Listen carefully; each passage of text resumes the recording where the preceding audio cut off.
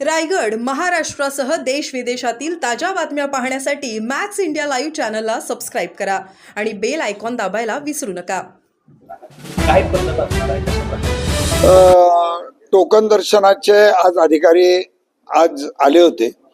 त्याच्यात आज निर्णय असा झालेला आहे की 3 प्रकाराने आपल्याला दर्शनाची व्यवस्था आहे.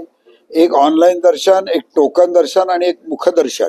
तर याच्यासाठी जी लागणारी संपूर्ण व्यवस्थापना आहे त्याची व्यवस्थापना आणि DYSP साहेब आणि मंदिर समितीचे कार्यकारी अधिकारी आदरणीय शेळके साहेब याची पूर्णतः त्याची पाहणी करतील. त्याचा रिपोर्ट ते लोक मंदिर समितीला देतील आणि त्याची प्रायोगिक तत्वावर म्हणजे सोमवार ते शुक्रवारच्या आत असं काही 1-2 दिवस त्याचा पहिला सुरू डेमो होईल. त्या डेमोमध्ये 200 ते 500 लोकांना टोकन देण्याची व्यवस्था करण्यात येणार आहे आणि त्यावरून पुढील कारवाई आज मंदिर समितीची बैठक संपन्न झाली.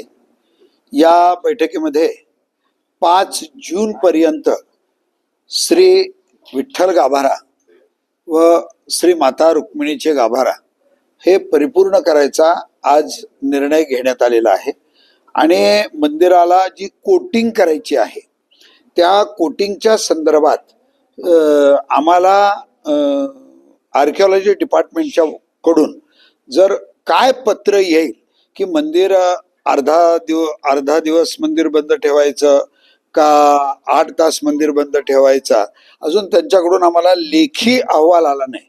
ज्या दिवशी त्यांच्याकडून लेखी अहवाल येईल त्या दिवशी मंदिर समिती त्याचा निर्णय घेईल. इपॉक्सी याआधी कधी केला होता आणि आता त्यांनी काही पाहणी केली का, त्यात काय काय मुद्दे आले? चीज कशा प्रकारची? नाही, झीज नाही.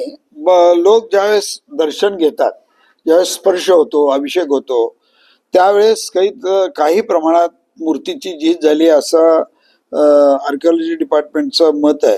तर पुढची जी रासायनिक प्रक्रिया आहे ती रासायनिक प्रक्रिया करावी असं त्या लोकांचं मत आलेलं आहे. अजून मंदिर समितीच्या समोर त्याची बैठक झालेली नाही. ती ज्या दिवशी बैठक होईल त्या दिवशी आम्ही आपल्याला सांगू.